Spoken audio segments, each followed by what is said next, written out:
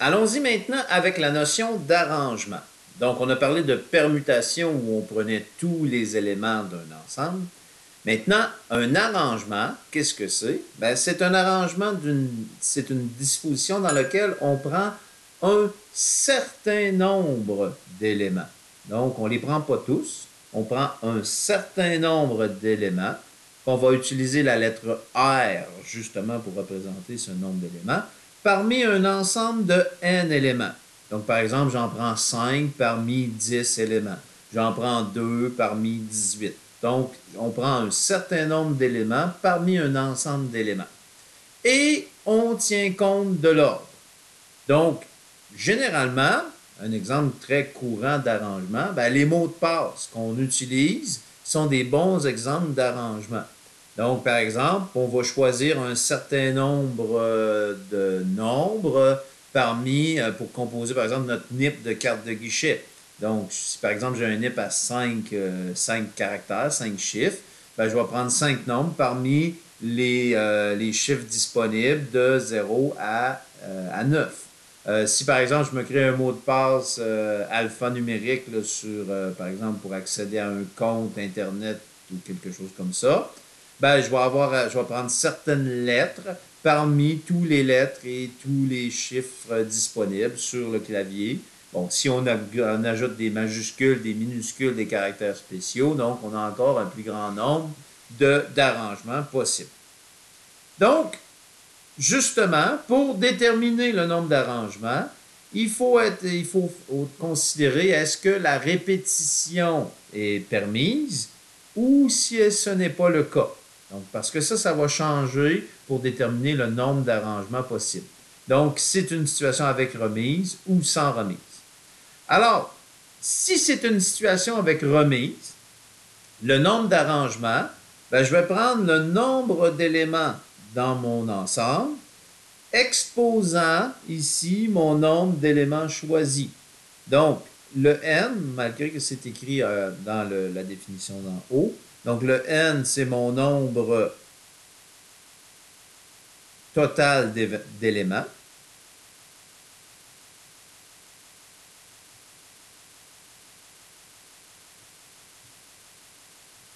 Et mon R, ici, le R, c'est le nombre d'éléments choisis.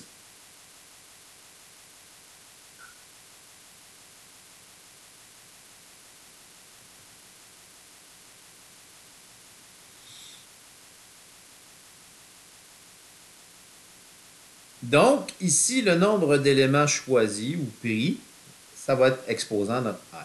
Donc, ça, c'est dans une situation où on remet les éléments dans l'ensemble. Quand on a une situation où on est sans remise, on veut déterminer le nombre d'arrangements, mais sans remise, ben, on va procéder de la façon suivante. Un peu comme la permutation, donc on va prendre notre nombre d'éléments dans l'ensemble, et on va diminuer de 1 à chaque fois jusqu'à temps qu'on atteigne le nombre d'éléments choisis ici. Donc, on verra avec les boîtes. Moi, je travaille avec les boîtes dans l'exemple 2 tout à l'heure. On va voir là, comment ça se traduit plus simplement peut-être qu'avec la formule là, qui est indiquée ici. Quand je suis dans une situation d'arrangement sans remise, on peut utiliser aussi la calculatrice, la touche NPR. Donc, je vous montrerai justement là, ça, l'arrangement sans remise. C'est l'exemple 2 à la page suivante, là, donc à la page 149. Ça va venir traduire un petit peu plus cette formule-là ici. Bon. En attendant, allons-y avec le premier exemple. On dit... Oups, désolé, je fais des barreaux. Pas. On va revenir un petit peu. Mon crayon s'est emballé. Alors, ici, on dit détermine le nombre d'identifications personnelles, donc le fameux NIP qu'on peut utiliser sur notre carte de guichet, carte de crédit, ces choses-là. Donc, détermine le nombre de NIP à 5 chiffres que l'on peut former pour protéger les transactions par carte. Donc, un NIP à 5 chiffres. Donc, là, ici, puisque c'est un numéro d'identification personnelle, Pourquoi on dit que on peut le mettre dans la catégorie des arrangements? Donc, premièrement, on prend un certain nombre d'éléments parmi un ensemble n d'éléments. Donc, ici, on prend 5 chiffres, donc R vaut 5, okay, parmi les nombres, les chiffres disponibles de 0 à 9. Donc, 0 à 9, là, il faut faire attention là, pour bien les compter. Ben, 0 à 9, on va dire qu'il y a 10 éléments. Donc, 1, 2, 3, 4, 5, 6, 7, 8, 9, ça fait 9, plus le 0, donc ça fait 10 éléments possibles.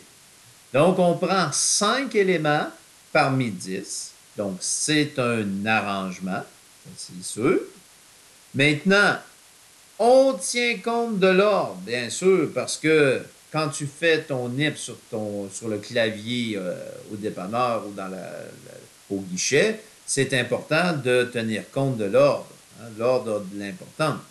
Si ton NIP, c'est 1, 2, 3, 4, 5, et je prends ta carte, puis je fais 5, 4, 3, 2, 1, ben c'est sûr que ça ne marchera pas. Donc, l'ordre est important dans la situation. Donc, on tient compte de l'ordre. Donc, c'est un arrangement parce qu'on prend un certain nombre de caractères parmi, donc on en prend 5 parmi 10. L'ordre de l'importance. Maintenant, on se pose la question, est-ce que c'est un arrangement avec remise ou sans remise? Ben, ici, j'ai la possibilité de réutiliser 2 fois le même nombre. C'est pas dit, mais bon, quand on choisit un NIP, on peut utiliser plusieurs fois le même chiffre pour composer notre NIP. Donc, ici, ça va être avec remise. Alors, on peut y aller avec la technique des boîtes. Moi, j'aime bien fonctionner comme ça. Donc, un arrangement à 5 éléments. Donc, je vais faire 5 boîtes pour illustrer la situation. 5 boîtes séparées des signes de multiplication. Donc, j'ai pris 5 éléments. Pour mon premier caractère ici de mon NIP, j'ai combien de possibilités? Ben, j'ai 1, 2, 3, 4, 5, 6, 7, 8, 9, plus le 0. Donc, j'ai 10 possibilités pour mon premier caractère ici. Ici, puisqu'on peut réutiliser 2 fois le même nombre, le même chiffre, pardon, ben, on va pouvoir en prendre 10 au deuxième pour le deuxième caractère ici. Même chose ici, 10, encore 10 et encore 10. Donc, 10 fois 10 fois 10 fois 10 fois 10, ce qui nous donne 100 000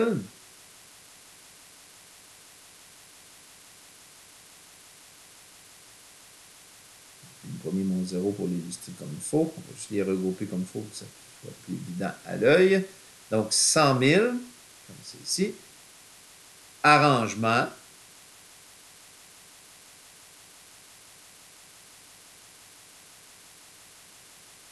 De NIP possible. De numéro d'identification personnelle.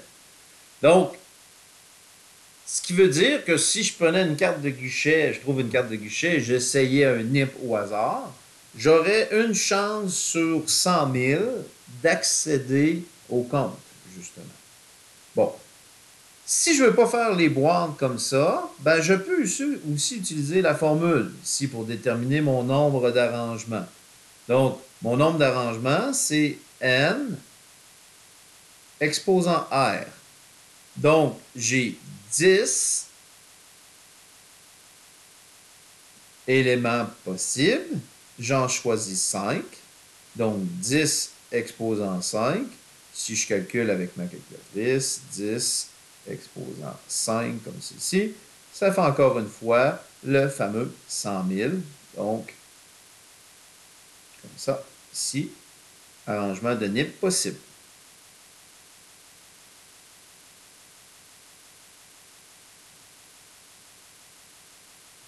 Donc, vous pouvez procéder de la façon une des deux façons, soit la technique des boîtes que j'ai illustrée ici, ou avec la formule directement. Donc, c'est à votre guise là, pour pouvoir faire ça. Nous allons procéder dans la prochaine vidéo avec un exemple d'arrangement sans remise. Donc, c'était bien important de vous allez voir l'autre vidéo par la suite pour avoir ça. Donc, bref, on commence par reconnaître que c'est un arrangement si on prend certains éléments parmi l'ensemble. On se pose la question, est-ce qu'on doit tenir compte de l'ordre pour vraiment que ce soit un arrangement? Et il faut distinguer les situations avec ou sans remise. Donc, allez voir le prochain vidéo pour voir justement un exemple où c'est sans remise.